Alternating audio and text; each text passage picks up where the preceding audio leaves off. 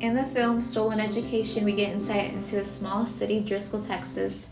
It is an area in southwest Texas that was infamous for discriminating against Mexican American students starting as early as the 1950s. In this documentary, Professor Enrique Alemán goes on a journey to unravel some of the hardships and discrimination that his mother Lupe Alemán and 8 others had to experience during their time at Driscoll Elementary. In the time Lupe was there, she was forced to remain in first grade for a total of 3 years, not because she struggled with academic performance, but it was solely based on the fact that she was Mexican American. These groups consisted of beginner, lower, and high first grade groups. At Driscoll Elementary, they were often degraded for speaking Spanish. Students were never tested on academic ability rather than the district just placing students on a tracking system solely based on their identity. The students were never tested for their skills and were forced to experience the 3 years despite what they were capable of. Unfortunately, this practice wasn't as uncommon as it was seen as a norm across schools all around Southwest Texas. Despite their struggles, Lupe and her classmates had the courage to testify and successfully won the federal court case, which would later be called Hernandez versus Driscoll Consolidated Independent School District. This documentary highlights the reality of racism and discrimination in our schools, which is too often ignored. We select a few major cases and issues of social justice to acknowledge and discuss while ignoring the history of so many others, like the case in Driscoll. The separation of these Latinx children from their white peers, regardless of language proficiency and grade level performance, was discriminatory and unjust. But the injustice in our school systems did not cease after the court decision. There were generations of racism and hatred that led to the school board and teachers' actions in Driscoll, and generations of racism and so-called tolerance that persist in Driscoll and across the nation. Nieto writes that to tolerate our differences means that they are endured, not necessarily embraced. And in order to move past the grievances of the Driscoll School District and many other schools across Texas and the United States, we must make an effort to affirm multicultural education. Nieto also says that students who speak a language other than English are given the option of being in a maintenance bilingual program. That is a program based on using their native language throughout their schooling, not just for 3 years.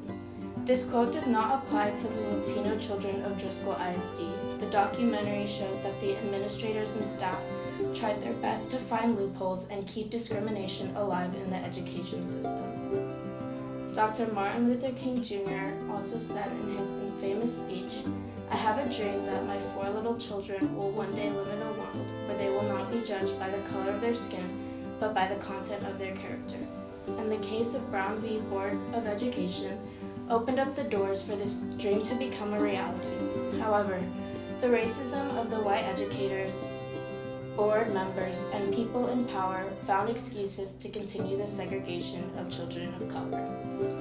In Driscoll, they claimed that language was the reason behind segregating students. They made excuses for their intolerance by making it seem in the children's best interests to build English fluency. They, however, did not distinguish between these Latinx students who were fluent in English and performing at grade level and those who were not. They assumed, based on the color of their skin, that they could not perform as well as the white children and should not be taught in the same classrooms.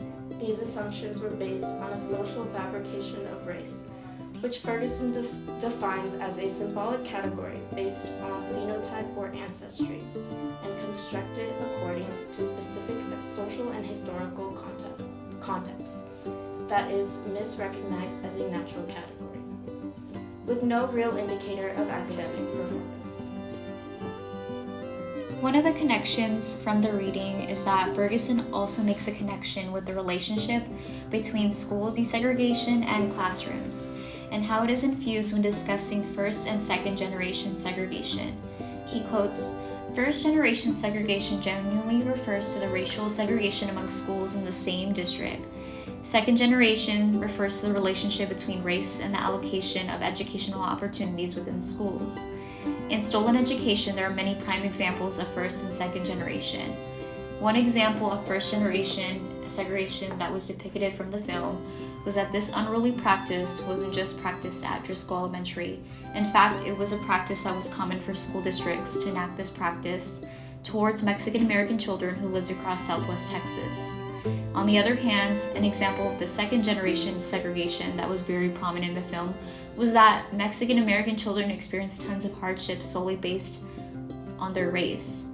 They suffered in ways that white children never had to or never would experience. The year is 1956, and a group of 9 elementary-age students from Driscoll, Texas, are about to testify in federal court.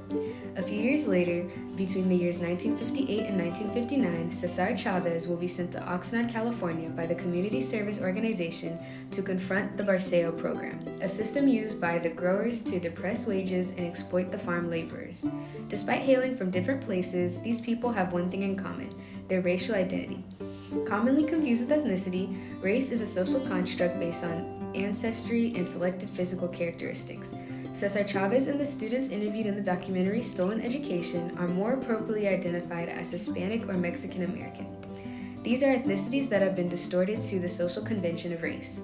Because of this distinction, discrimination is common. The situation in Driscoll, Texas is one example of prejudice. These children were denied their right to a quality education based on an assumption regarding their language abilities. Cesar Chavez also faced bigotry because of his racial background. What these groups have in common is their will to push back against their oppressors and fight to uphold their own human dignity. There is an article written by Julia Wise that goes into detail about how Latino students in Santa Barbara, California have been misdiagnosed with learning disabilities. This highlights that schools aren't treating students with the same equity and providing them all with the right learning resources they need to be successful. The California Department of Education researched the topic and found that Latino students are 3.4 times more likely to be identified with a learning disability than students of other races in the last 3 years. The report also suggests that students are being placed accidentally because teachers and administrators failing to see if the students are actually struggling because of the disability or if they are just struggling because of English language learning issues.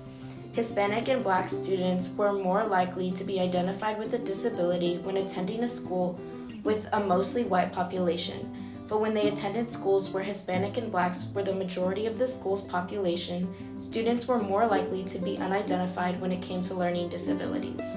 There are many different occasions where this similar thing has happened.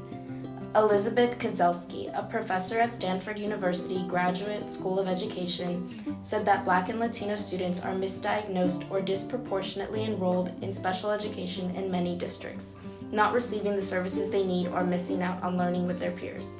As you can see, students of color are being mistreated all over the U.S., and not only can these students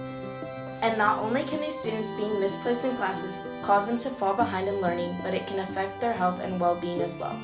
This relates to the documentary because the Mexican American students were being held back for up to 3 years because of their race and not because of their academic level.